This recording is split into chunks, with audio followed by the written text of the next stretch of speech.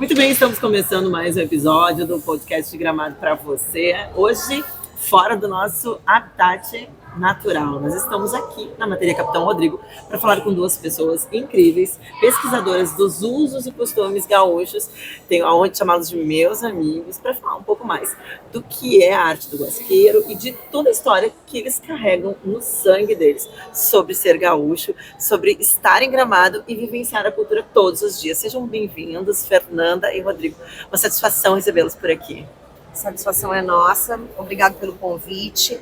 E uma alegria poder estar aqui fazendo parte dessa história das pessoas que vivem em Gramado e que fazem cultura para você que está aí do outro lado e para todas as outras que chegam aqui. Prazer te receber aqui, poder contar um pouco da nossa história, a história da Materia, que acredito que todos vão gostar. Grande prazer. O prazer é nosso. Obrigada realmente por estar nesse espaço que para mim é muito sagrado.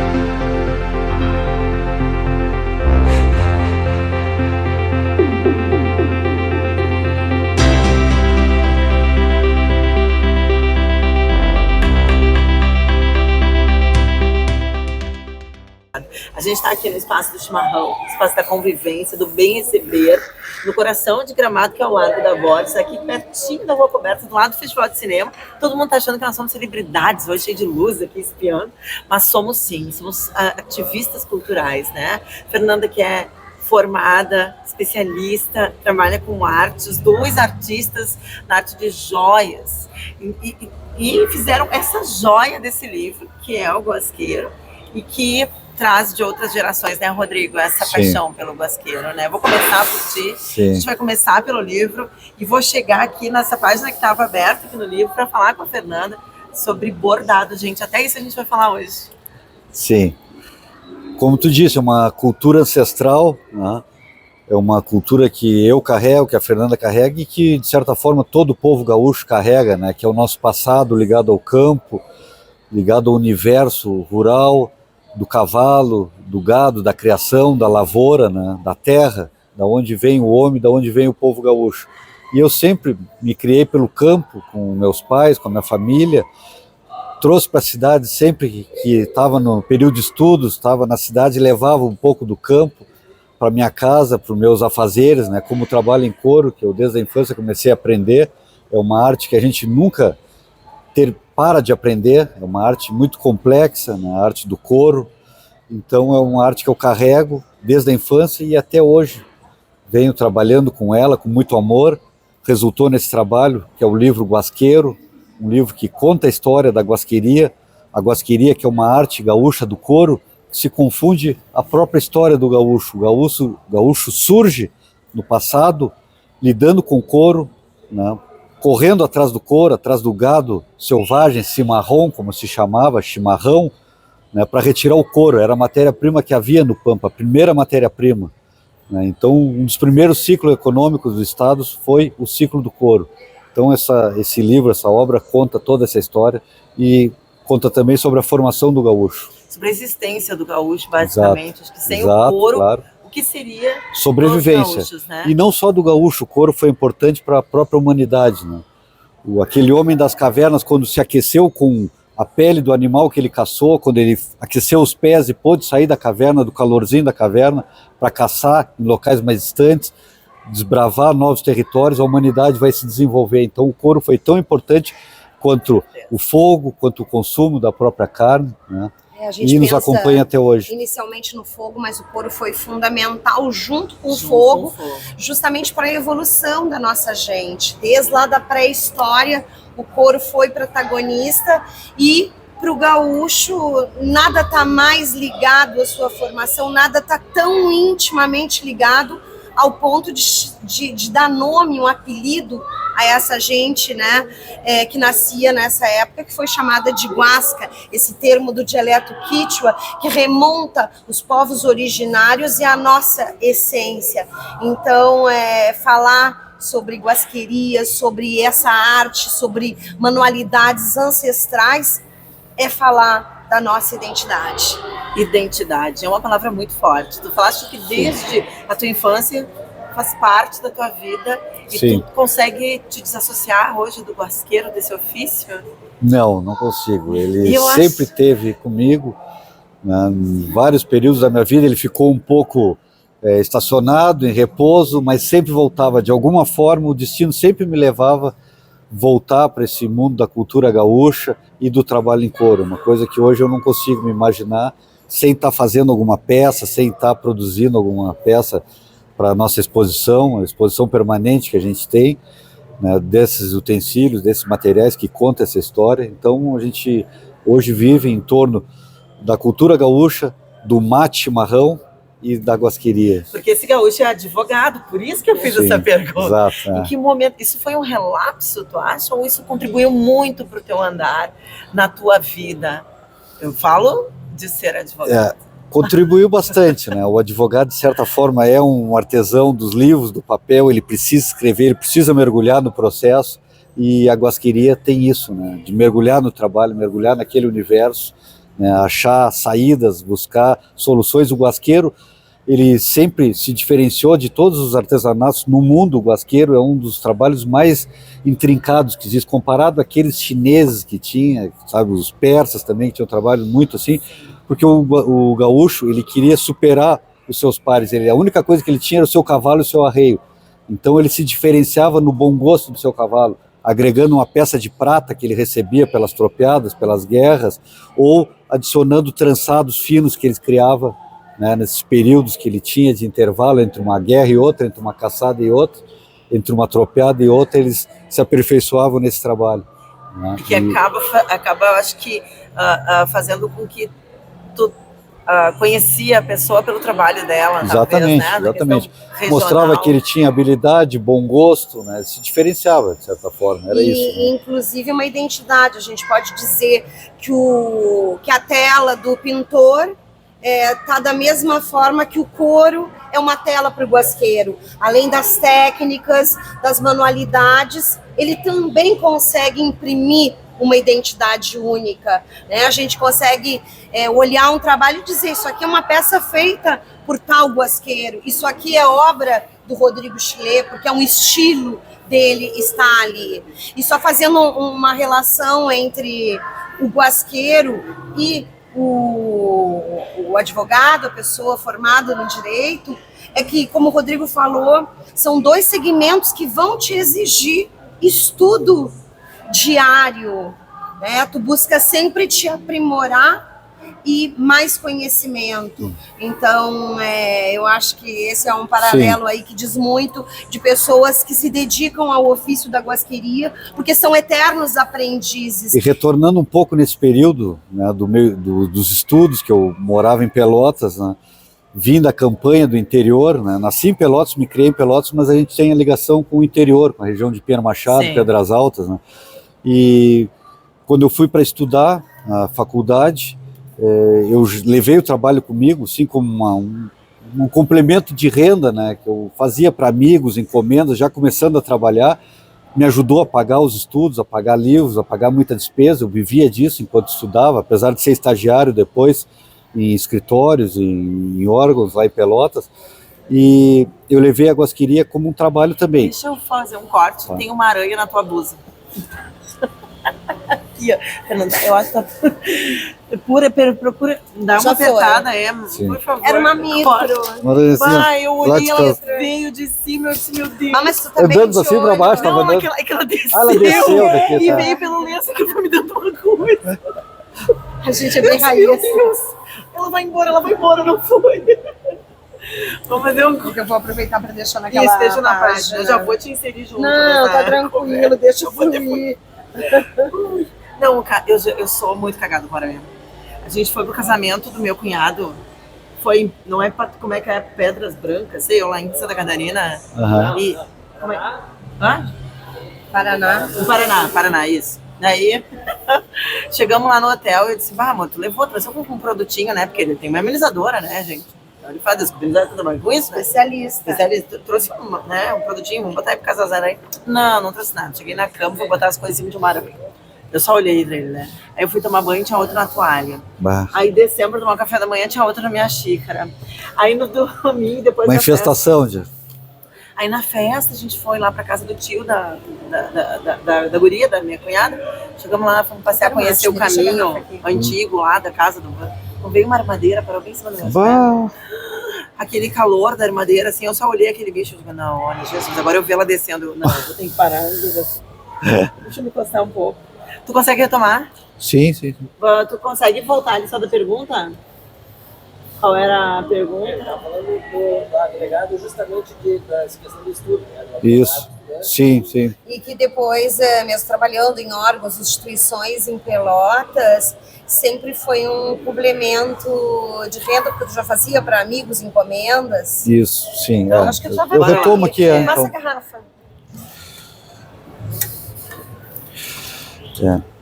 Pode começar do começo da contextualização, e era isso. Então nós tínhamos um ateliê, oficina em casa, né, no Laranjal, que era uma espécie de museu, né, que recebia muita gente.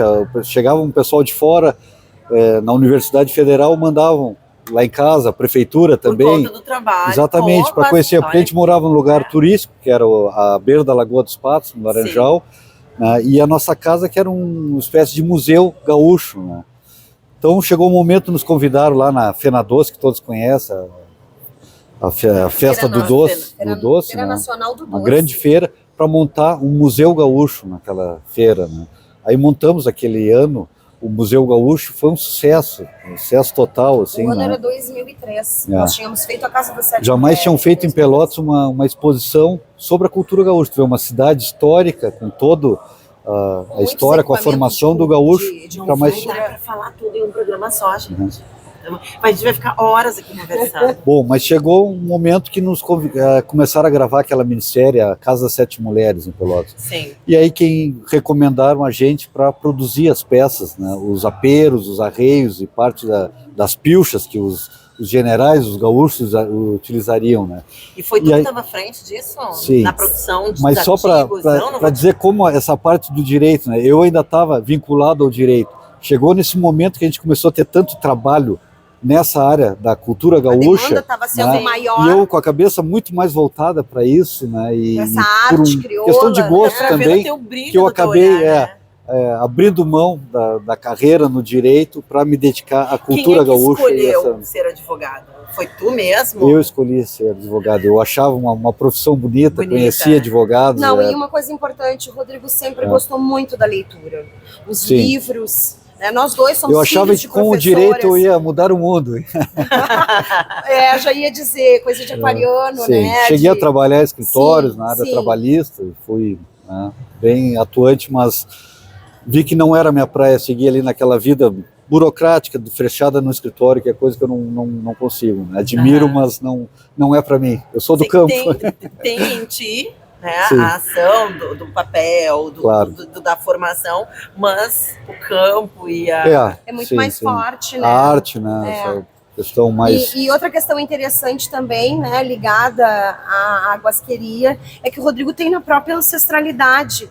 No livro a gente faz referência e traz imagens. O bisavô do Rodrigo tinha a aguasqueria como um hobby, trançava. Nós temos peças, né, antigas, produzidas pelo bisavô do Rodrigo. Então, ele foi muito estimulado quando a avó dele viu isso, ficou muito emocionada e impressionada. Como criança, mas tem fotos no livro criança lidando com uma faca afiadíssima. Olha o perigo disso. E acho que muito em virtude disso foi estimulado e enfim, desde muito cedo. Até por talvez a tua avó olhar a tua produção, né, o material. Exato. A mesma coisa, né, que o pai dela fazia.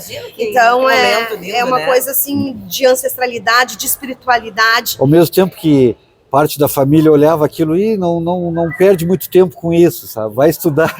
Porque nós estávamos numa época... A preocupação dos pais, exatamente, né? De se principalmente estudar, meu avô, que era o homem mais do campo, ele via isso como uma coisa já mais do passado, que estava ultrapassada. Né? Ele que era um homem, meu maior exemplo de homem gaúcho, campeiro era ele, mas ele já via aquilo como, isso não é mais para vocês, já passou, eu queria domar cavalo e dizer, não perde seu tempo, não faz, tem quem faça isso, sabe, uma coisa, tentava nos tirar, mas eu cada São vez que eu olhava aquilo, gerações, queria... Sempre naquele Exato, sentimento que para evoluir tem que sair do campo, Exato. tem que estudar, tem que ser doutor, né? E não por Era uma mal, época que botar bombacha em Pelotas e ficavam apontando na rua para nós. Não faz tanto tempo em toda assim. essa cidade. Nos anos, 40 anos né? 80, sobre 90, isso. né? As coisas foram cambiando, foram mudando com o tempo. Verdade, verdade. Foram partindo para um olhar de novo, um regresso. Eu acho que é importante a gente regressar. Sim. A própria palavra guasqueiro, quando a gente foi dar um curso em 93, a convite da Universidade Federal, quando foi os jornalistas lá para fazer a reportagem, eles disseram: o que vamos colocar? Curso de guasqueiro mesmo? Coloca guasca? Olha Não sei o que. Era uma isso. O palavra que era quase professor, palavrão. Questionou a gente, nós Sim. vamos usar Digo essa sim. terminologia. Sim, é o termo correto que se diz no campo, se diz na cultura vamos gaúcha. aproveitar que a gente está dentro Sim. de uma universidade, de um espaço de construção de conhecimento, para que as terminologias, a nossa tradição, a nossa cultura possa de fato ter bastante verdade e a gente poder ensinar, E ser colocado no termo compartilhar. correto. E como a Fernanda já mencionou, guasqueiro vem de guasca, significa pedaço ou tira de couro na língua indígena, quechua, né? E foi adotada pelo gaúcho, né, para designar quem tinha melhor habilidade com o couro, quem trabalhava com guascas, né? E aí foi comparado ao próprio gaúcho, que era rústico, resistente, como o couro. Forte, como uma tira de couro cru. Exato. Então é algo realmente que está recente, identitário, como Sim. vocês falaram, e como no livro traz tudo isso, Claro. né? Esse resgate, né? A Fernanda, a gente estava aqui antes dos bastidores falando, né, sobre bordado e a gente comentando sobre o quanto isso a gente não via antes, sim. né, nas nossas peças. Se achava alguma coisa de vó, era de vó, poderia ser usado. Graças a Deus o tempo está trazendo isso à tona, a gente está percebendo mais na nossa tradição esse resgate, essa valorização. Tu te descobriste bordadeira, também carregando na ancestralidade, igual o Rodrigo, esse ato de bordar. Porque tu fez da formação das artes visuais, da paixão pela arte, de enxergar todo esse universo. Como vocês se encontraram nesse caminho para seguir juntos, né? Acho que o universo reúne as pessoas que têm em comum, óbvio, né? Isso, não vamos falar da força vital do universo, porque isso é muito óbvio, para mim, pelo menos, né? Sim. Mas como vocês se encontraram? Como foi chegar e te reencontrar nessa ancestralidade do bordado e na escrita desse livro, uma parceria tão linda, né, e tão necessária para nossa cultura de hoje, enxergar o quanto isso é pertencente a gente. Sim. Para poder chegar, né, nesse universo das artes visuais, de poder buscar uma formação que tivesse, sim, relação com algo que eu gostava muito de fazer, né, porque ainda tinha essa questão, tu tem sempre que achar uma profissão que ela dê dinheiro, né? E que seja com o que tu gosta de fazer. Mas acima de tudo, né, eu venho de uma família que sempre valorou muito as manualidades, então as minhas duas avós maternas eram mulheres que se dedicavam à costura, a bordar, a cozinhar, a gastronomia, né? Eu fui criada principalmente pela minha avó materna, que produzia tudo em casa, que era gente do campo, então que tinha a época de produzir as chimias, né? Os doces da estação, com as frutas. Então, esse universo de me criar num quarto de costura. Um chazinho que nem a gente está tomando aqui, né? Exatamente, de aprender a conhecer as ervas, de aprender a lidar com a terra,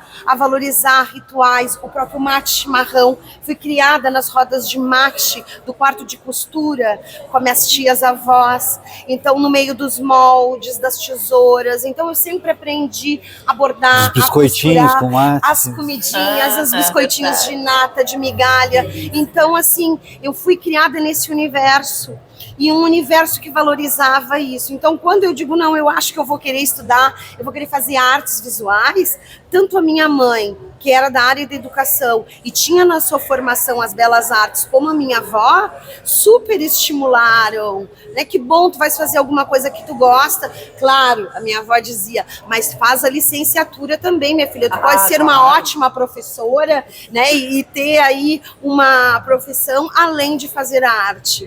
Certo. E justamente eu conheço o Rodrigo nesse período de estudando para vestibular. Nós fizemos vestibular os dois juntos, estudamos juntos e a gente está junto nessa caminhada há mais de 30 anos. Uma coisa só comungou com a outra, né? Então eu digo que nós somos duas pessoas que estão sempre em movimento, com as mãos em movimento, porque adoramos artesanias. Então, tanto os bordados finos em linha e ponto de agulha, como eu contei para Vivi, que a minha avó paterna era especialista, como bordar em tentos, em fios de prata, enfim, né? Coisa linda, né? Tudo tinha muito a ver, e a nossa casa realmente virou um ateliê, uma escola como eu de sempre arte e estava ofícios. trabalhando, né, e o trabalho em tento, em couro, Muito é muito demorado, moroso. muito extenso, moroso, e a Fernanda Cheio de vendo aquilo detalhes, começou né? a me ajudar Comecei a aprender. a fazer algumas costuras para render, para me ajudar aí- a acelerar o trabalho, e aí no final as costuras delas começaram a ficar mais perfeitas que as minhas, né? E a gente começamos a fazer essa trabalhos sensualidade. a quatro mãos, né? Sim. Principalmente nos aperos, né? Que muitas partes são partes de bordado, como Não, a badana, né? lindíssimo, a badana é incrível. Gente, eu vou colocar a foto aqui, mas eu recomendo que quem está se apaixonando pela cultura, seja aqui nesse podcast, mas quem goste, adquira, né, por favor, o seu livro do Vasqueiro, porque além da documentação, a história, ela está mastigada como precisa ser. Sim, Né, com os nomes corretos, perdão. perfeito. A gente tem junto do livro um glossário, porque a gente tinha uma preocupação por ser um livro que trata não de um ofício, mas da cultura gaúcha, da cultura do povo gaúcho. Então ele é um livro turístico, é um livro para estar na mesa da casa da gente. Então ele tem um glossário que traz essas nomenclaturas relacionadas ao pampa, ao campo e principalmente a lida com o couro, para que todo mundo possa entender e compreender uma cultura autêntica, genuína e nossa, né? Completamente Exatamente. nossa, né? E aqui, olhando essas bandanas aqui, a gente estava falando antes do couro do veado pardo, que era o couro que era oficial, né? A gente Exato, tinha aqui, que era o que se usava muito. Sim, E aí- utilizava couro de animais da fauna silvestre, né? Sim. Que era comum na época. A Né? Tinha pessoas que capivara. sobreviviam disso, né? De comércio de couros. Sim. Né? Hoje em dia é coisa do passado, são animais que são preservados, não se utiliza mais, né? Se utiliza o couro bovino como substituição, Sim. né? Outros couros como ovino também, né? O seu Sebastião, que contava que os tropeiros passavam com os animais, as capivaras, Uhum. pelo trajeto aqui, né? E ficavam esperando. O seu Sebastião também é um livro, nós vamos tê-lo aqui no Digramado para você também ter essa oportunidade de conversar. Sim. Que é um homem carregado de história, né? Uhum. E eu fico, quando eu olho para tudo, essa emoção de vocês em contar desse fazer, desta profissão que eu acho que ela é muito mais do que uma profissão, ela significa quem somos, né? Nos dá esse pertencimento. Eu fico voltando para um tempo de que vocês estavam lá estudando e conversando, alinhando esses pensares. Como é que era pensar sobre isso? A gente está falando de 20 anos atrás, 25 anos atrás, Sim, numa época que isso ainda era visto como, não, vocês têm que ser médicos, advogados. exato. Tem que, como é que vocês vão se dar e se criar nesse cenário? Qual era a percepção de vocês Sim. nesse momento, mesmo com a Casa das Sete Mulheres, que aconteceu, acredito, nesse Exato. mesmo período, né? Sim.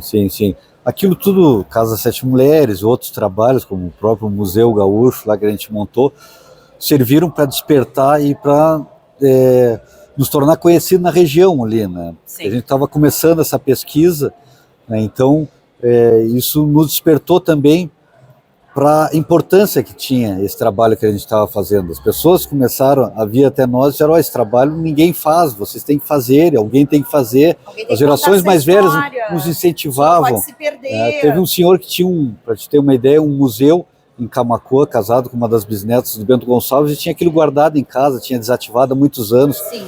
Ele nos presenteou com peças maravilhosas que nós temos até hoje, utilizamos nas nossas exposições, nos deu os cartões do museu para utilizar, né? E aquilo a gente começou a entender e ver a importância e a nossa missão também, sentir aquilo como uma missão. Tá? E uma coisa que é um certo paradoxo também, né? A gente estava voltado ao passado, mas foi uma questão tecnológica que nos fez, né, investir nisso, acreditar nisso, que foi a internet. O advento da internet. Quando surge a questão da internet, exatamente, a gente começou a se comunicar com pessoas que faziam isso na Argentina, no Uruguai também, que estavam começando isso. A gente começou a ver a importância que dava, porque em Pelotas a gente tem os casarões que estão, a maioria, né, abandonados, né, alguns preservados, mas a história em si está esquecida, né, toda aquela história. Né, e a gente começou a voltar a mostrar que aquilo ali tinha importância, porque na sua região as pessoas não dão muito valor para o que é regional, né? As pessoas precisam vir de fora para valorizar isso. Então eu comecei a ver a valorização que era dado fora, né, de Pelotas, do Rio Grande do Sul, para a nossa cultura, para essa questão do couro, para a questão gaúcha em geral. Isso aí também nos despertou a importância de nós termos ali, ó, alguém precisa fazer isso aqui na nossa região, na nossa cidade. Mostrar que a gente não é só passado, que a gente não é só atraso, a gente tem uma cultura que deve ser mostrada. Deve ser porque o que era preservado, o que era mostrado da cultura gaúcha? Eram as invernadas, com as danças, a música gaúcha, que estava muito forte naquela época em Pelotas. Vários músicos hoje conhecidos estavam lá em Pelotas como estudantes, começando, né? Posso citar vários exemplos. Esse resgate antropológico, esse não se falava, não se sabia. Mas essa questão do apero, da história, do tropeirismo, né, das charqueadas, né, que é a origem do próprio gaúcho. Não se tinha nem embasamento. Não, isso estava esquecida quase como vergonha de ser mostrado. Então a gente viu que a importância. Os pesquisadores estavam voltando o foco para a sua história, né? Então a gente, como diz o gaúcho, sentiu a mutuca de mostrar isso, sabe? Se sentiu provocado a contar essa história, a resgatar essa história, tirar ela das sombras, né, dos livros. Mais ou menos no mesmo viés que Paixão Cortes fez quando fundou o movimento, né? Quando ele e o Rosa começaram esse movimento. E focaram nas danças, no folclore. No folclore e fizeram um trabalho maravilhoso, que é o que está aí hoje. Senão nós não teríamos nem isso. Né? Então essa questão campeira a gente achou importante. A questão do campo. Tem muito para fazer dentro da campeira, com as próprias campeiras espalhadas dentro do estado, né? Pela falta até mesmo de entendimento de muitos. Claro, né, entender o que mudou, o que ficou no passado, o que não se utiliza mais, né? A gente tem uma das maiores coleções de boleadeiras, são peças que hoje em dia não se utiliza mais. Eu sou contra o uso, eu não incentivo usar uma boleadeira, não justifica hoje usar uma boleadeira, mas é uma das peças que a gente mais gosta de reproduzir, porque a boleadeira é como se fosse o primeiro sopro do gaúcho. Quando o índio e o branco se fundiram, surge ele já na mão, esse filho da terra, o gaúcho, com a boleadeira na mão e o mate. Então, a boleadeira e o mate são, para mim, os principais símbolos. Quem quiser saber de erva, dá uma lição no canal do YouTube que eles têm. Guasqueiros e o gaúcho, né? Guasqueiros, a arte gaúcha do couro. Isso. E ela fala sobre a erva, sobre a caá.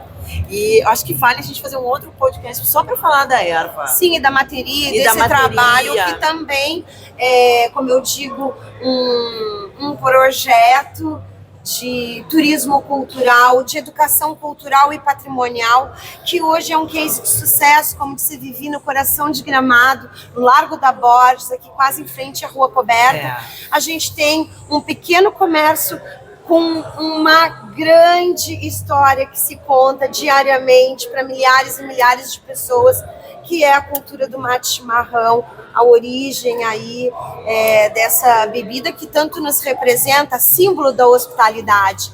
E é o que a gente tem aqui, uma escolinha do mate, onde a gente recebe diariamente gente do mundo inteiro com curiosidade da nossa cultura. Um especial só para falar do chimarrão, porque que nem o Rodrigo trouxe, é o chimarrão e a boleadeira. E a boleadeira conta para as pessoas, eu não falo, é especialista, ainda mais aqui estando com especialistas. Para que era usada a boleadeira?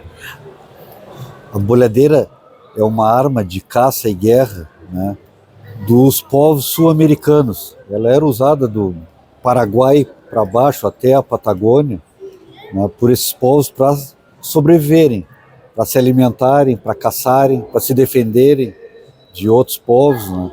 Então a boleadeira é vista do Peru, quase do sul do México até a Terra do Fogo, né. E inicialmente era utilizada com uma ou duas bolas, amarrada a uma tira de couro, uma guasca, como dizia o índio, quechua, né? E era usada como uma arma mortal para abater outros animais ou para se defender. e de arremesso também, para se alimentar principalmente da ema, que era um animal que eles se alimentavam muito, ema, guanacos, veados, outros animais. Foi uma arma extremamente eficiente na caça e captura. Sim. Inicialmente de bípedes, por isso 2 bolas, 2 pedras. Derrubava o E animal. também essa arma de defesa pessoal, que era uma pedra, que chamava bola louca, rompe-cabeça. Sim. Então, assim, foram muito utilizadas, e depois com a chegada do gado, cavalo, o quadrúpede, o gaúcho adiciona a 3ª pedra. O gaúcho já cavaleiro, né, começa a utilizar o laço e a bolhadeira como armas de captura. E aí a bolhadeira ganha mais uma bola. Cria-se a 3 Marias, como o gaúcho chama, a bolhadeira de 3 bolas, que é a mais tradicional do gaúcho, né? Antes eles se utilizavam com 1 bola ou 2, chamada yanduceira. Yandu quer dizer a ema, né, na língua indígena. Então a bolhadeira, ela mostra bem a formação do gaúcho, essa mestiçagem com o índio, né, essa cultura ancestral que tem milhares de anos. A gente tem pedras de bolhadeira que podem ter sido utilizadas há 3, 4 mil anos. Né? Bolhadeiras com sulcos, feitas pelos próprios indígenas, que se encontram até hoje nos campos, no sul, perdidas. Né? Então, essa cultura indígena é muito bonita, fantástica, e é a cultura ancestral do gaúcho. Faz parte, né, desse trabalho, dessa obra, porque essa é a pré-história do povo gaúcho. Então, como a gente estava falando, é um trabalho único, porque ele traz esse resgate antropológico, algo que ainda praticamente não foi tratado. Então, que tem remonta muito, né? Período antes da chegada dos europeus, período missioneiro, e depois com o surgimento do gaúcho no século XVIII, né, caçando esse gado que fica abandonado pelos campos, a gadaria chimarrona, como se chamava, né, campos que vão até entram o Uruguai adentro, né, a chamada vacaria do mar, onde se caçava esse gado para retirar só o couro. Esse é o período do laço da bolhadeira histórico do gaúcho. Eu desenhei um mapa aqui na minha cabeça desse momento. E é isso realmente que falta, acho que levar conhecimento ainda de muitas crianças, né? Da nossa história, levar dentro das entidades, né? que cultuam, né, o tradicionalismo, para que isso fique mais claro. Porque como é que vocês enxergam do livro para a internet? A internet trouxe vocês para esse universo. Sim. E facilitou essa percepção, né? De olhar e entender que fora há um interesse, podemos crescer. Sim. Aí, né? E uma dessas preocupações era justamente... A gente sabe que o livro não é algo acessível, né, para todo mundo. Nem todo mundo pode consumir livro no Brasil, no Rio Grande do Sul, enfim. E esse é o tipo de conteúdo que precisa chegar.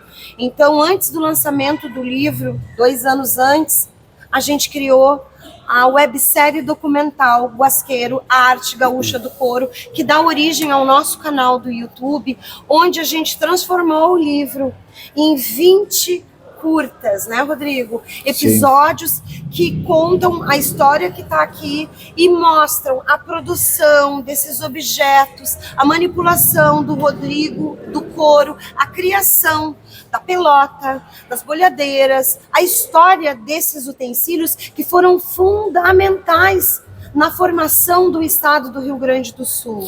E então isso está totalmente acessível a todo mundo que tem um celular, vai lá. E inclusive o livro, como uma contrapartida, né, desse projeto, ele também, eu não gosto das palavras em inglês, tá? Então temos um audiolivro. O audiolivro com toda a narrativa, foi um trabalho de 2 anos, são quase 400 páginas, onde a gente gravou no estúdio, eu mesma fiz questão de fazer essa leitura contada, para que isso chegasse em todas as escolas, em todos os agrupamentos, em todos os CTGs, em todas as querências, né, Rodrigo? Sim.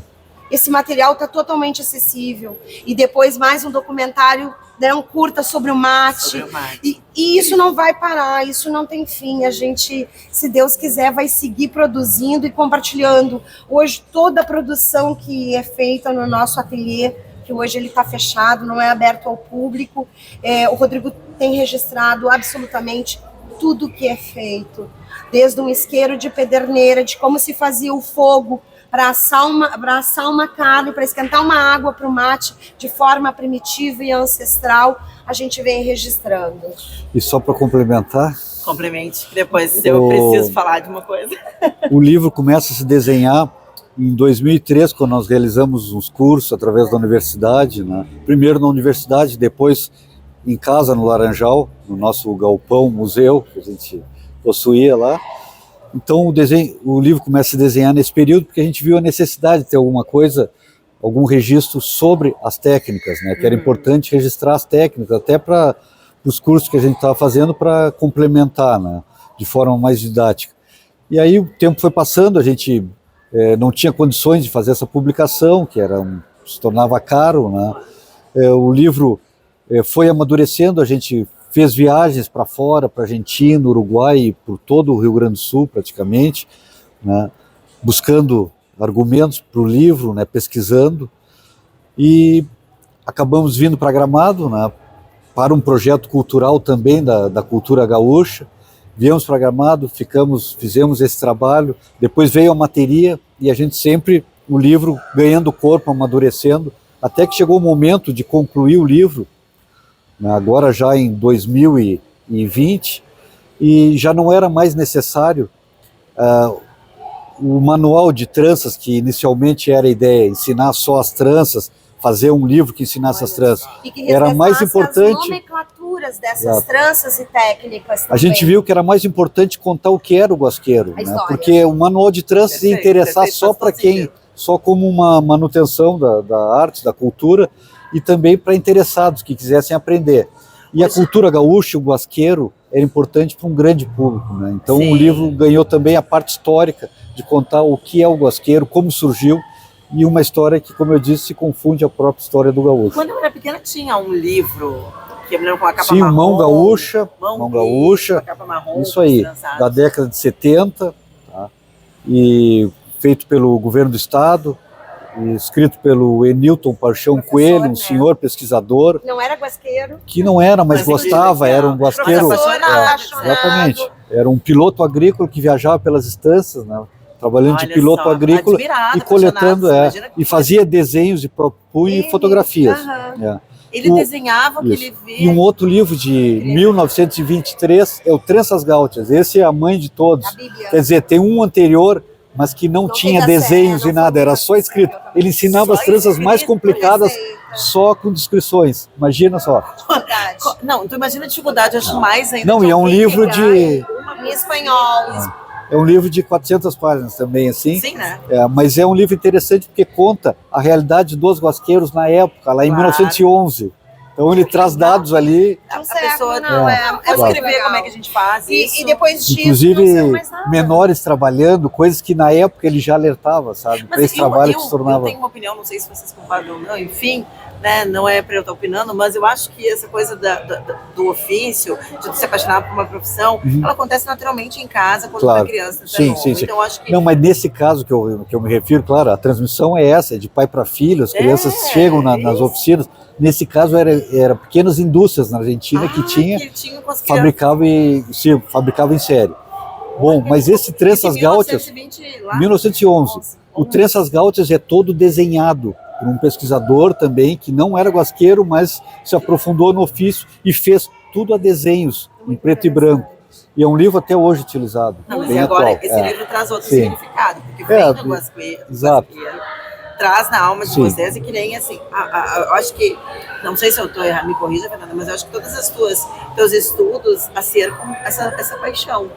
Né? Tu és produtora cultural, tu és, né, produtora de objetos. Né? Vocês dois trabalham com a relojoaria, com a arte de fazer joias. Sim.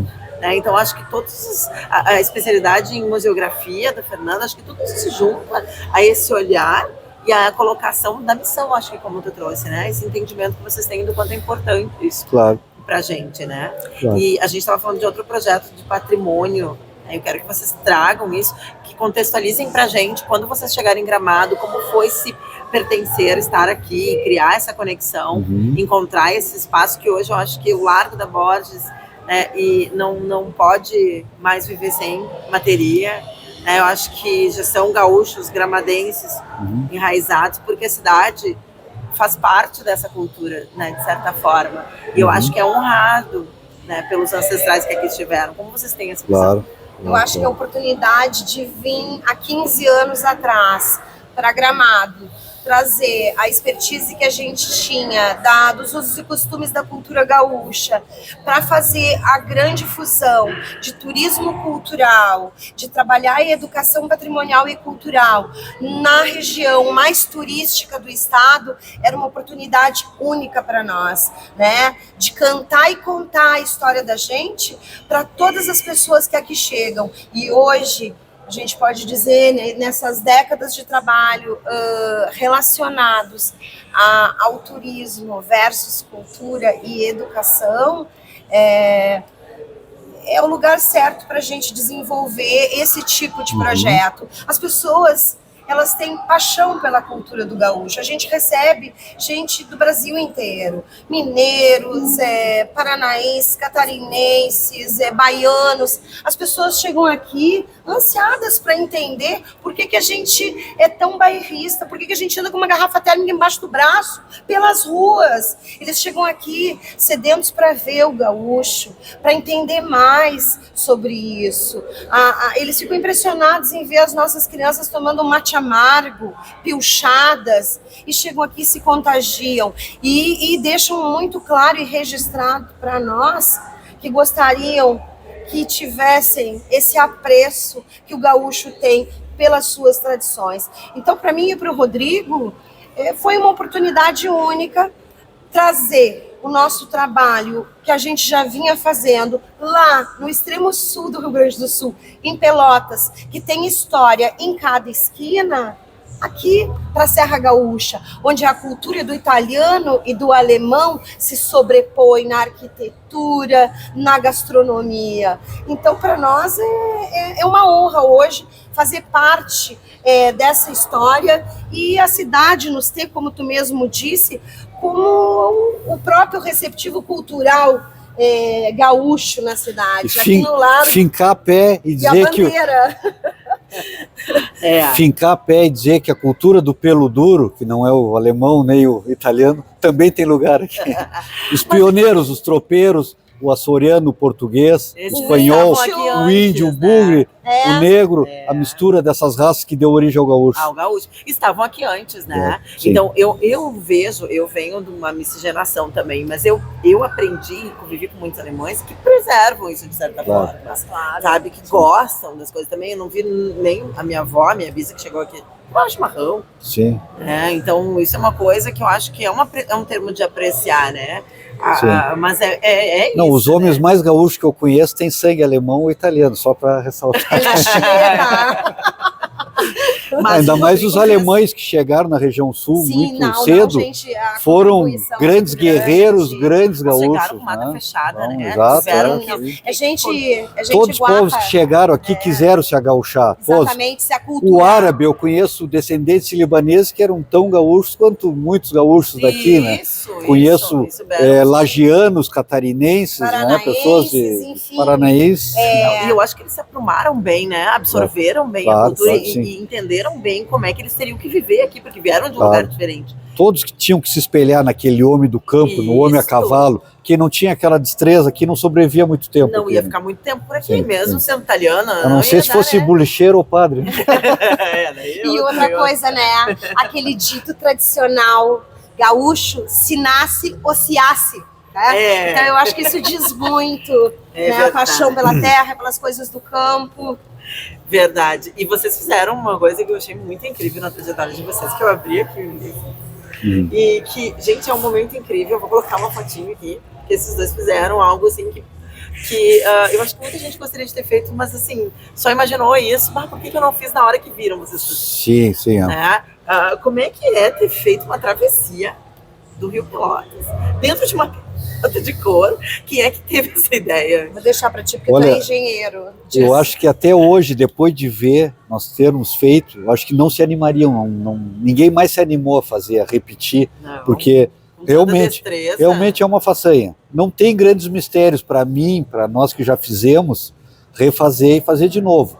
mas é uma coisa que tem tudo para dar errado. Claro. Né? É uma embarcação improvisada, de couro, feita só com uma armação de galhos, ela pode ser feita na hora da travessia até, com um couro seco. Uma boa Sim. faca. Né? E tem que atravessar um arroio como o Arroio Pelotas, que tem 60 metros de margem a margem, né? Não é pouco. Não é um pequeno curso d'água. Né? E a pelota sempre é rebocada, né? Rebocada por uma pessoa a nado ou pelo cavalo. Atava-se na cola do cavalo, tocava o cavalo por diante, fazia ele atravessar e ia agarrado Que ali confiança, na soga, né, né? Puxando a pelota. E dentro da pelota, tudo aquilo que não podia molhar, reios, pertences, comida, enfim, era ali que botava junto E ela não tem grandes tecnologias, né? É conhecer o couro e saber fazer a amarração, a dobradura. Essa é o saber fazer, né? Porque é uma dobradura, né? A estrutura da pelota. Então, a pelota, ela foi utilizada na antiguidade, tem descrições dela no Marrocos, né? Em vários povos da antiguidade utilizaram esse tipo de embarcação. Né? Na América, nas 3 Américas, na América do Sul, Central e do Norte, né? Na América Latina e na América anglo-saxônica, vamos dizer assim, se utilizou a pelota também. Tem registro dos nativos americanos e pioneiros também. Até hoje não se chegou a uma conclusão, né, se foi trazida pelos europeus ou se os índios já utilizavam. É muito mais certo acreditar-se que eles já utilizavam. Utilizavam não com o couro bovino, como a gente fez essa travessia. Sim. Isso só após a chegada do gado. Mas claro. antes se fazia pelotas menores também. Cor da anta. Exato, tem gravuras antigas já, depois da chegada dos europeus, os índios utilizando couro de anta também, que era um couro grande, aqui nos cursos d'água do sul. Né? Mas se utilizou no Uruguai e na Argentina muito a pelota, ela foi bem comum no passado. Antes da chegada da tecnologia, da ferramenta, dos colonos que vinham com ferramentas, enxós, machados, serrotes para fazer uma canoa.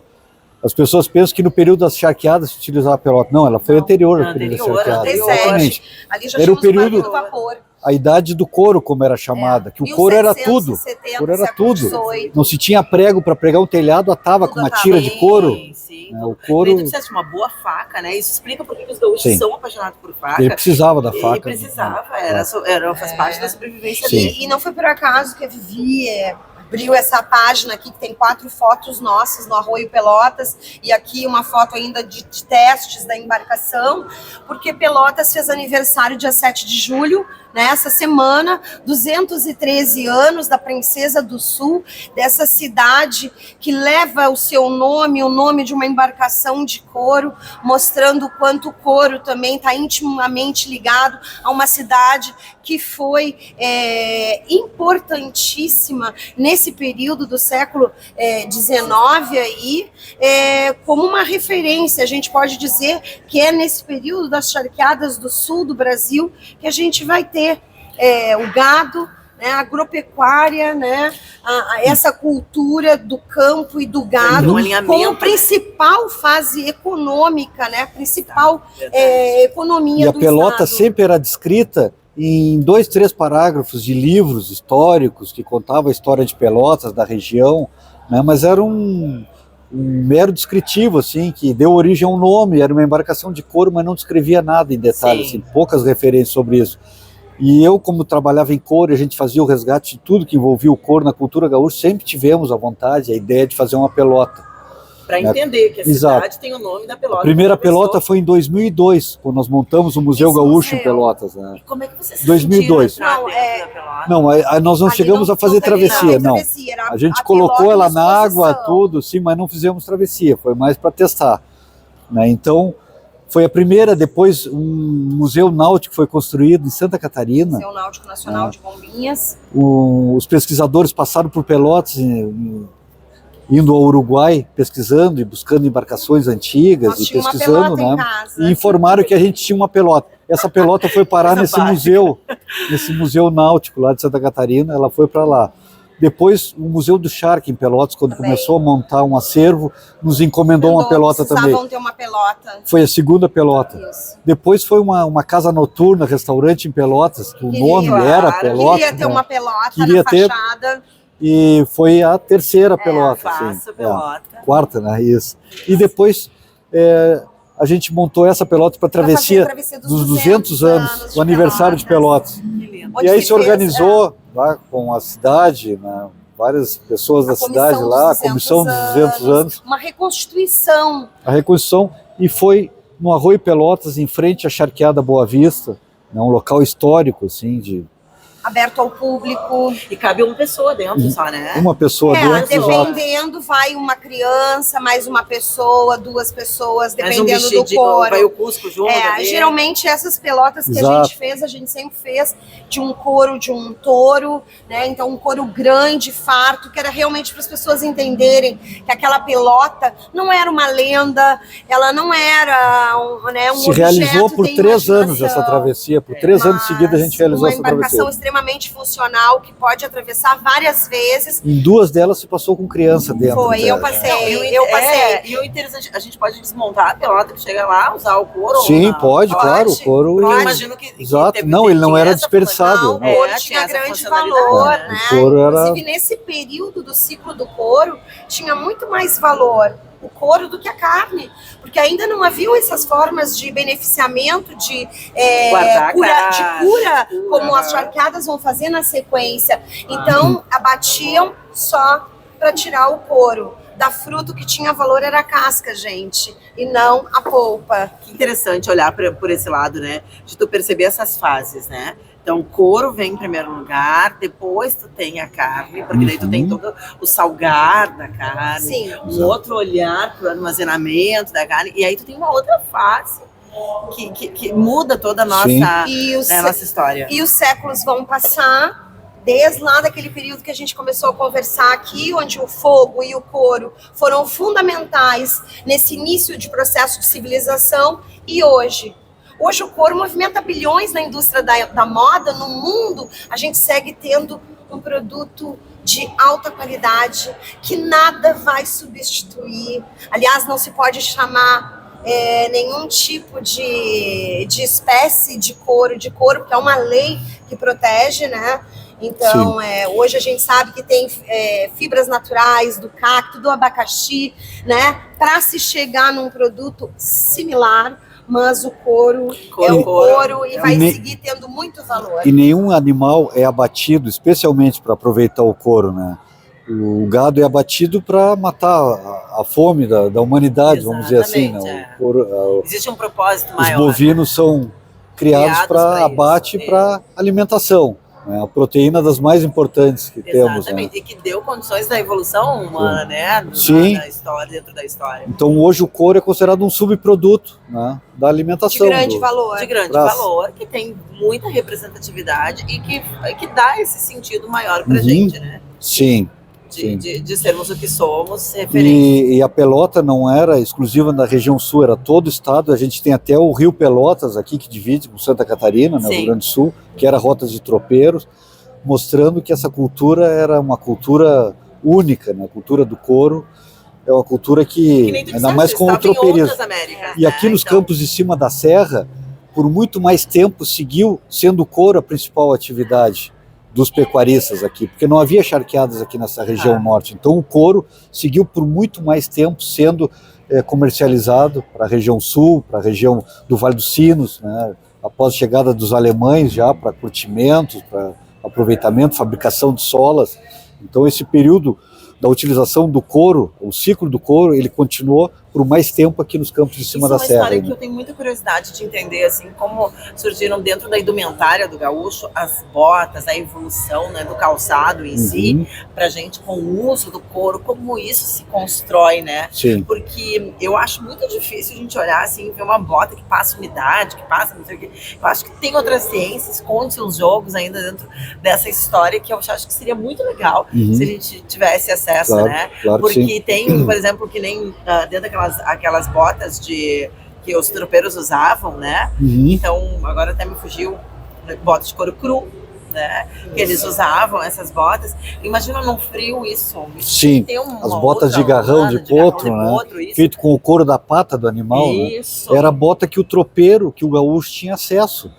As sapatarias, o couro curtido, isso era um artigo de luxo, nobre, que só as cidades já prósperas, como Pelotas, Porto Alegre, que havia uma sapataria ou os quartéis militares que fabricavam calçados, tinham as correarias dentro, né, dos quartéis, mas isso era uma pequena parcela. O povo pobreril andava de tamanco, de pé descalço, né, de bota de garrão de potro, né, a maioria era descalço mesmo, o interesse era frio e inverno, era descalço. Tinha o tamango também, que não é o tamanco, tamango, que era um sapato feito de couro cru. Feito, né, pelo gaúcho, exatamente, né? Pelo gaúcho, para lavrar a terra, para andar de carreteiro em manhãs de geada.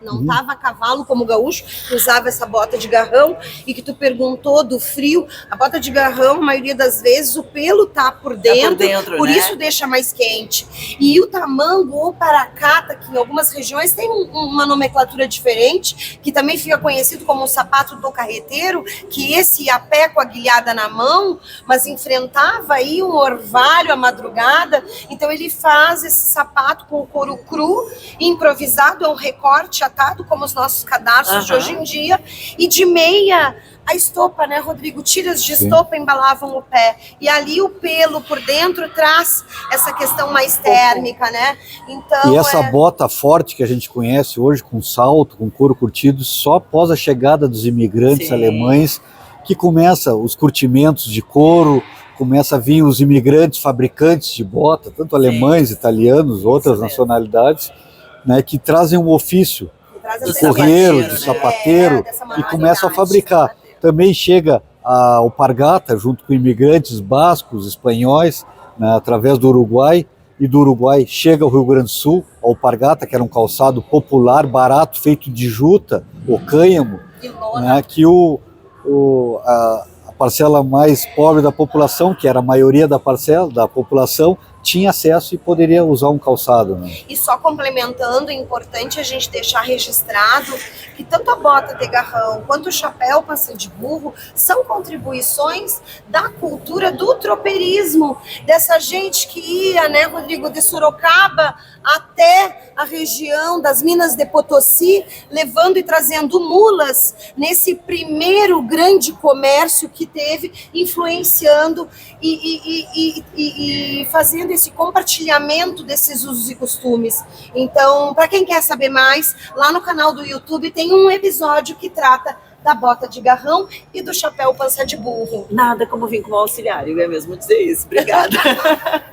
Mas o que é interessante é que o gaúcho ficou com aquilo que era prático de usar, né? Aquilo que era funcional de usar. A gente percebe, assim, que essa construção identitária, ela foi...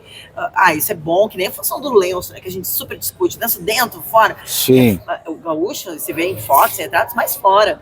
Porque era funcional, era para tirar, né, o lenço descido para se defender, para amarrar, tinha várias funções, um toniquete, para carregar, né, várias coisas eram feitas com lenço, né? Então essa praticidade é uma característica que também é muito nossa, né? Dá um jeito, vamos resolver. Sim. Tenta resolver. Eles seguiam tendências de uso da época, né? O que era usado eles incorporavam, né? Eles não criavam nada diferente por um estilo próprio, eles imitavam o que tinha, né? A calça de Braga, o gaúcho é a primeira calça que ele vai utilizar por fora da calça de crivo, porque era o que utilizava aquela calça, né? Na falta dela, se colocou o poncho por baixo das calças, porque usar só a calça de baixo seria quase uma peça íntima, né? Ninguém andava só com aquela calça de cirola, teria que ter uma sobrecalça, e que o gaúcho não tinha acesso, era caro, né? Vinha da Europa, se desmanchava aquela ali, ele tinha que substituir, não tendo, ele colocou o poncho, criando o xiripá, né? Uma herança indígena, xiripá, que quer dizer para o frio, pano para o frio, pano de lã para o frio, né? Os padres jesuítas diziam para os índios que tinham que tapar as vergonhas, não podiam andar desnudos, então eles andavam com a calça de tecido, de tear de algodão, que eles fiavam, eles fabricavam nas missões, e um poncho ao redor como uma saia, o xiripá saia. Depois ele se torna cavaleiro, surge o gaúcho colocando esse xiripá por baixo das pernas como um fraldão, criando o xiripá. Faixa na cintura também, para segurar. Exatamente, o lenço mesmo era uma peça do vestuário europeu, que vem com eles, tanto para tal cabelo, proteger o pescoço, né? Vários eram os Na motivos cabeça, de se silêncio utilizar. sereneiro, que Exatamente. já está dizendo do sereno, quer dizer, exatamente. sai do pescoço, vai para a cabeça. Eu acho que a gente E pode... naturalmente usado por fora, porque as camisas não tinham golas, né? As golas Sim, eram camisas muito curtas, né? refinadas para ter uma gola. Algumas e tinham. o vento minuano cortava a pele. Então é isso. Tanto o apeiro quanto a pilcha sempre foi construído dentro da necessidade, buscando funcionalidade. Essa é a história do gaúcho, essa é a sua origem e a sua construção, né? Então sempre buscando isso. E tinha várias influências, da marinharia, do marinheiro. O marinheiro influenciou muito nos usos e costumes do gaúcho, tanto na roupa, né? Tinha gaúcho primitivo com brinco, com cabelos, com tranças. Isso vinha do marinheiro, do pirata, que aportava para comprar couros, via aquele povo a cavalo livre, comendo carne gorda, nunca mais voltava para um navio. Imagina, A vida num navio era uma semi-escravidão, né? Uma prisão, Para não né? dizer escravidão mesmo, né? Então, eles aportavam aqui e não voltavam mais. E daí vem também, voltando à guasqueria, as técnicas dos trançados, vem sim, desses dos marinheiros, nós, dos dos nós, marinheiros, exatamente. E a Vem daí. tradição e a habilidade do índio de trançar as fibras naturais. Exatamente. As crinas de- do cavalo. O índio, né? a manualidade de Maria. aprender e repetir tudo. Ensinava o índio a fazer um violino, ele copiava com perfeição. Uma escultura, ele copiava aquilo com perfeição. E assim a O gente índio Guarani tem era muito habilidoso essa na nossa manualidade. arte barroca, tradicional, das missões, as esculturas, a luthieria, a própria guasqueria, a prataria crioula que surge, enfim, gente. Até tem as muito, cuias, né? tudo, Os tudo. porongos, Né? as coisas A evolução incríveis. do mate se dá pela própria mão do indígena nesse período das missões. Tem muito para a gente tratar, Tem, muito para tem. se conversar. Mas antes de nós irmos caminhando para os finalmente, o Rodrigo tem ali do ladinho dele uma caixinha Esse com mate. bags. E vou exigir um mate antes de terminar o Manda pra programa. cá, pra você, mate. Serve, né? E eu quero que tu fale um pouquinho dessas ferramentas do guasqueiro, que tu pegasse a tua caixinha e trazer aqui para nossa mesa, e falar um pouquinho de uma, duas pecinhas, poder Sim. nos dar uma orientação, já que a gente tem esse primor Sim. aqui. Eu já me apaixonei pela caixa direto, né? Porque eu sou apaixonada por baús. Sim. Carrego Tudo cheira história. passado aqui, né? A Histórias, caixa já é né? uma caixa antiga, de vó, com tecido de tintas, costura, de alguma das coisa, belas né? Já é artes. um aproveitamento, mas que se presta bem para levar as Isso, ferramentas. Né? funcionalidade de novo do gaúcho. Exatamente. E as ferramentas do guasqueiro são muito simples. A principal delas é a faca, né? O gaúcho precisava da faca para tudo, para sobrevivência, tanto no pampa, nos campos de cima da serra, em qualquer lugar ele precisava da faca para se alimentar, para caçar, para se defender, para se livrar de um acidente, ficar preso num laço, em alguma coisa. E a faca estava sempre muito à mão para o né? gaúcho. E ele utilizava mais de uma, muitas vezes. Uma na cintura, o facão, nas costas, um virigeiro, que chamava, porque ia na virilha, na frente, pequenininho, para picar fumo, para cortar carne, para trabalhar em couro, a pequenininha. A da bota, muitas vezes escondida, né? Tinha até o índio de faca na bota, né? Conhecido, escrito pelo Debré. O Debré desenhou um índio com a faca na bota, né? O facão caroneiro, que era tão comprido, feito com um pedaço de espada, que era levado na carona, no meio da carona, nos arreios, né? Isso já são 3, 4 facas. Mas não pense que a faca era fácil, ele comprava, assim, tinha faca. Uma loja, isso aqui era uma vida para juntar essas 4 facas, né? Mas pelo menos uma ele tinha que ter, porque o aço era caríssimo, vinha da Europa. Então não tinham de comprar aqui nesse período histórico do gaúcho, né? Quando o gaúcho estava em formação, não depois, quando já tinha vilarejos, cidades, bolichos para comprar. Né? Aí já tinha importador, mesmo assim as facas eram importadas. Então ele utilizava qualquer pedaço de faca, uma ferramenta abandonada, um pedaço de lima, né, um pedaço de navio encalhado na costa, tudo ele transformava num aço para uma faca. Dava então, um jeito de fazer um objeto que pudesse ser cortante e que desse funcionalidade pro... E com uma faca ele construía tudo que ele precisava para o dia a dia. Um cinto, o chapéu feito com o couro da barriga do cavalo, a bota feito com o couro da pata do cavalo, o arreio que ele precisava para se deslocar. O gaúcho não andava 50 metros a pé, o cavalo era para tudo, né? Então ele vivia em deslocamento, ainda não havia esses vilarejos, ele era nômade, ele tinha que estar se deslocando aonde estava a caça, onde estava a gadaria chimarrona, ou as guerras, né? Ele ia atrás das guerras, que era ou fugindo ou junto, né? Ou fugindo ou lutando. Ou lutando. Né? Fugindo que eu digo porque muitas vezes ele estava à margem dessa lei. Ele não era um militar, né? Mas as tropas estavam sempre obrigando eles. Ou tu serve com a gente, ou tu vai ser um gaudério, um desgarrado. E aí que passa a surgir o nome gaúcho, que era um marginal do campo que vivia atrás do gado para caçar, para retirar dinheiro disso, a troca, né? O escambo. Sim. Então, o gaúcho surge como um marginal do campo. O próprio Martim Fierro, né, o clássico da Argentina, da literatura, conta a história desse gaúcho, que foi mandado servir numa tropa, num quartel-general, e acaba fugindo desse quartel, porque era uma vida de escravidão, né, e aí se torna um fora da lei. E essa é a vida da maioria dos gaúchos naquele período. Né, um desgarrado, como se dizia, né, um gaudério. Então, aqui, seguindo as ferramentas, a faca principal, com isso aqui ele já fazia tudo. Né? Um cravador ajudaria ele a furar, para costurar, para fazer costuras mais precisas, mas que também poderiam ser feitas na falta com uma faca. Mas como o gaúcho só tinha o seu cavalo, só tinha o seu arreio como principal bem, ele queria se diferenciar. Era ali que ele mostrava que ele era um gaúcho habilidoso, que ele era um gaúcho que sabia as técnicas, que tinha o melhor cavalo, o melhor apero, que se chama o conjunto dos arreios, então ele ia aperfeiçoando as ferramentas. E aí vão surgindo outras bitolas de cravadores, facas. Né?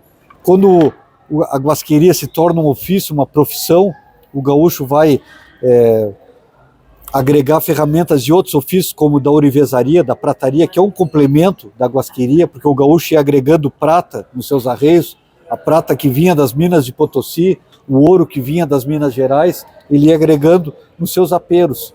Mesmo sendo pobre, só tendo seu cavalo e o seu arreio, ele queria agregar o máximo de valor nos seus arreios. Porque ele conseguia aquilo nas carreiras de cavalo, nas guerras, nas tropeadas, e ali ele colocava a sua fortuna pessoal no cinto, as várias moedas, né, um florão de prata e ouro. Então, outras ferramentas que vêm de outros ofícios. Aqui mesmo no mate, a gente fez um bocalzinho à base de prata, então mostrando o trabalho. Esse é um mate feito por nós, revestido, retovado, como se diz quando é forrado, com couro, retovado com uma trança. Essa é uma trança sabugo, muito tradicional. Quem fez? Foi Rodrigo. Olha, que especial. A Fernanda fez o bocal. Lindíssimo. O bocal de alpaca foi feito para a Fernanda. Não, a Fernanda é muito habilidosa. A Fernanda lida mais na prataria, na ourivesaria, e eu mais no couro. Aqui também um rebenque, a peça tradicional do apero, do arreio do gaúcho, e onde mais o gaúcho colocava, né, esses intrincados trançados, porque é uma peça que acompanhava o gaúcho quando descia do cavalo, quando entrava em algum local, numa reunião, numas carreiras, numa festa, o rebenque estava na mão, enfiado no cabo da faca. Então, geralmente, os cabos de rebenque, de relho, eram forrados com prata ou finos trabalhos de tento. Aqui também a trança de sabugo, que está sendo terminada, a tala do rebenque, que mostra aqui também um pouco do gaúcho. O gaúcho, o seu cavalo, o seu pingo, como ele chama carinhosamente, ele não castiga o seu cavalo, o cavalo da sua montaria. O rebenque não é para causar dor, é só sonoro, é barulho. Ele bate muitas vezes na perna para espantar o gado, para tocar o gado. Né? Então é muito mais sonoro do que castigo. Né? É mais para estimular, né, o cavalo. Eu fico imaginando, e as pessoas, eu acho que precisariam prestar atenção nessa história também, né? De quando a gente fala de maus tratos de animais, né? Quando volta a história, pensa buscar um cavalo chucro, porque naquele tempo, né? Vou voltar para um tempo que, vamos supor assim, o casal tinha os filhos, não tinham aras, não tinha lugar onde botar seus cavalos, e aí tinha que juntar a boiada. Vamos pensar nessa situação. Os cavalos estavam no campo, chucro, ficavam lá todos os meses que precisavam antes de buscar o boi, que também estava chucro, né? Então tu ia buscar esses cavalos, e que de forma vinha esses cavalos. Então, se tu não vai fazer um barulho, não vai chegar e não vai se impor para esse cavalo que tá chucro há muito tempo, como tu vai trazer ele para Exato, sim, para o teu dia a dia, né? Sim, então, sim. acho que é bem importante a gente ter esse olhar de ferramentas. Sim, né? A questão sonora faz parte, preparar rodeio sempre fez, né? A forma como há uma manifestação, uma oralidade, o som, existe uma comunicação do campo. Do campo, né? própria, e o campeiro aprende desde muito cedo a usar. E naquele só período... complementando, eu gosto muito de dizer que nesse período de formação, esse gaúcho, ele nascia guasqueiro. A faca era uma extensão da sua mão, porque se não soubesse tirar um tento para atar uma espora, um tento para remendar uma corda, tu estava empenhado. Todo gaúcho tinha que ser guasqueiro.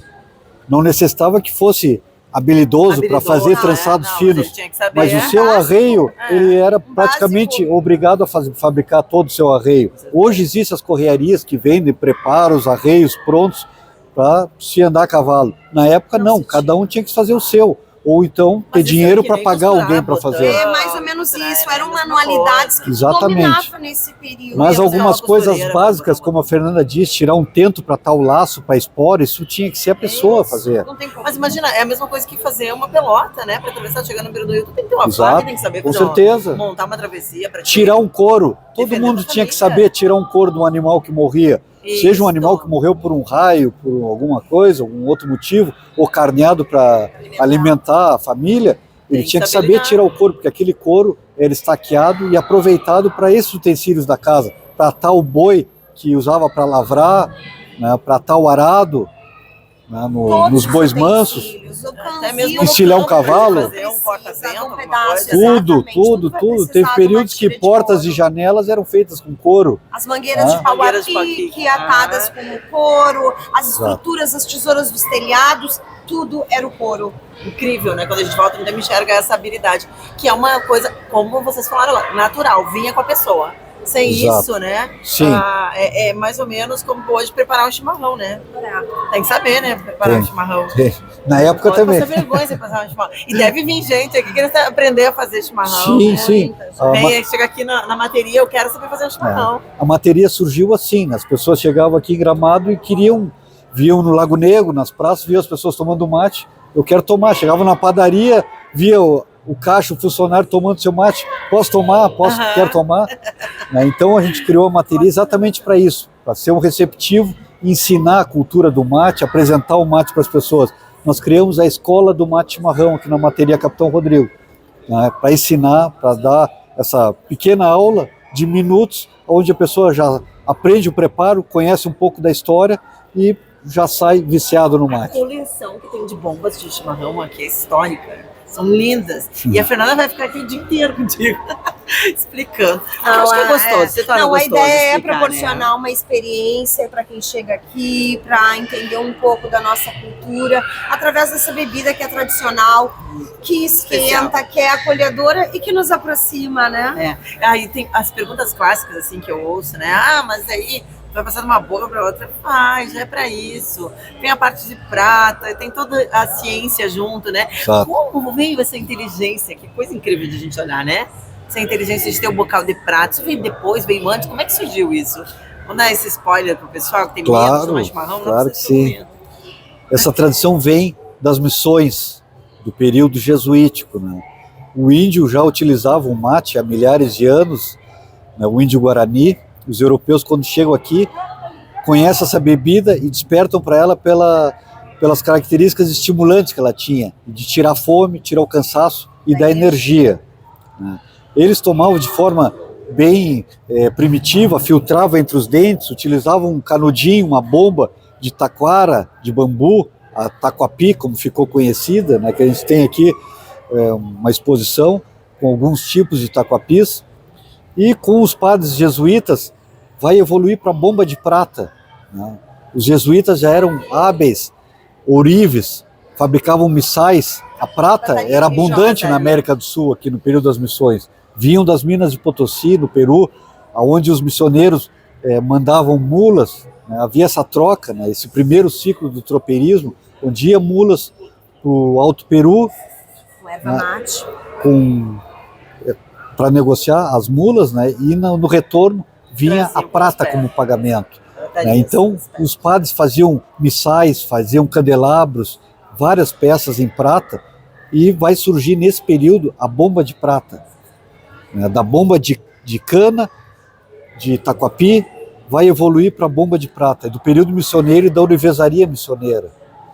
que surge a bomba de prata. E a questão da prata purificar, o ouro, o bocal de ouro, isso é do período antigo. Os romanos já acreditavam que colocando uma moeda de ouro dentro de uma talha purificava a água. Sim. Então já é uma questão, hoje, uma sabedoria milenar e hoje se sabe ancestral. Exato. Hoje se sabe que a utilização da água em recipientes de cobre ou de ouro, elas realmente vão purificar, elas vão ionizar a água, né? Então e tem essa relação. O mate nesse período era um alimento, era como uma ração diária. Né?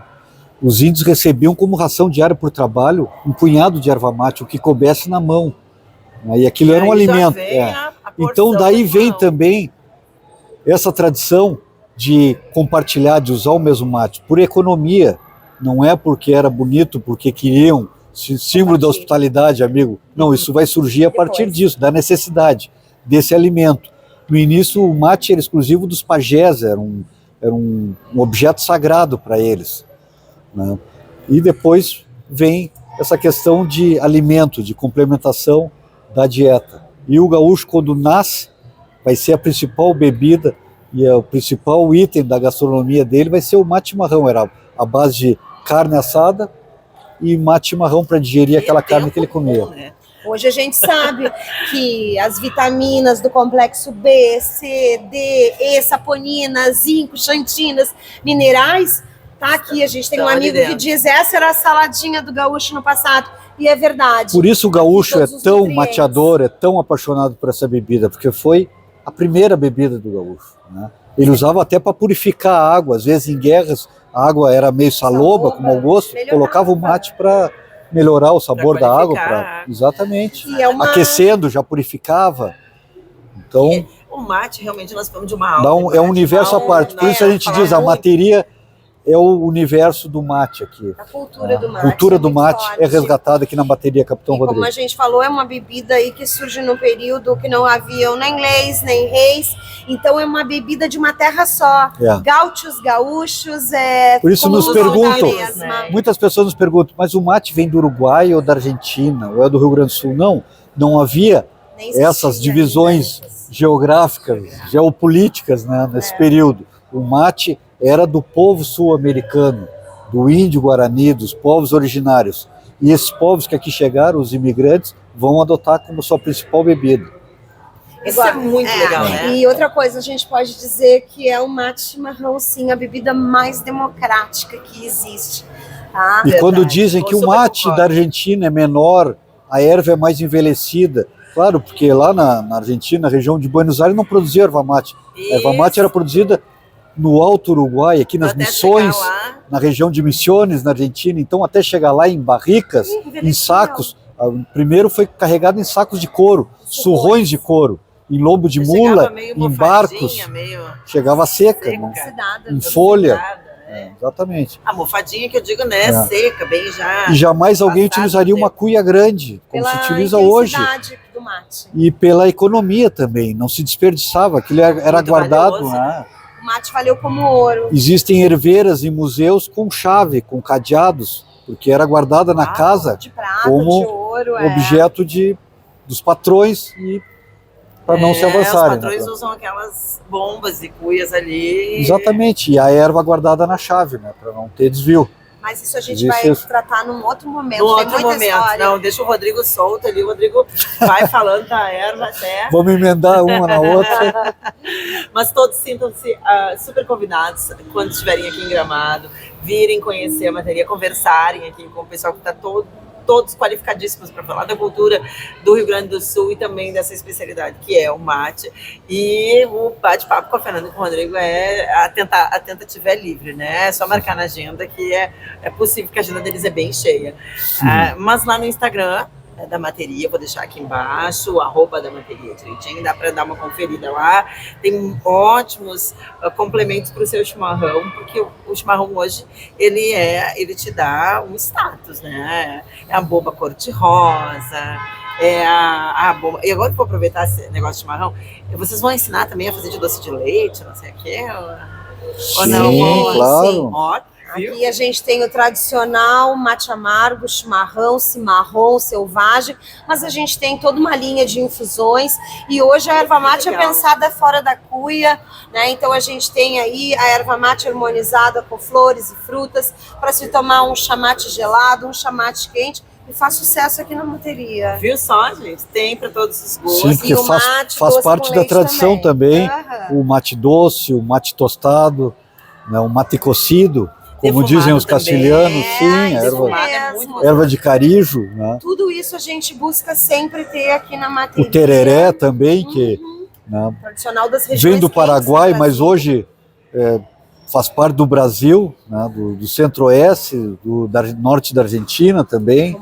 Consome muito o tereré, é uma E bebida quando que chegar o vem. verão, nós vamos vir falar de chimarrão e de tereré, porque aí a gente vai estar no clima, depois de uma semana farroupilha bem Isso agitada. aí, como a gente diz Sim. aqui, a gente está sempre de cara alegre, erva buena, esperando todo mundo. Tá certo, quero agradecer a presença de vocês para falar um pouquinho do que é essa obra, esse livro maravilhoso, que é ouro pra gente, presente.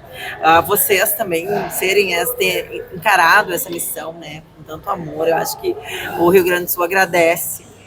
Todo mundo que é tradicionalista sabe o quanto essa obra é importante. Todo mundo que gosta, né, quando eu falo tradicionalista, que gosta da tradição, que gosta de cultuar, de valorizar as suas raízes, que tem esse amor pelo que é o Rio Grande, pelo que o campo representa, a liberdade que é, ele vai gostar de saber o que ele é feito. E aqui tem uma parte do que a gente é feito. Então eu recomendo que todos vocês tenham um de cabeceira. Muito obrigada. Que a gente volte a falar mais vezes sobre o guasqueiro e sobre as habilidades que a gente tem como prenda.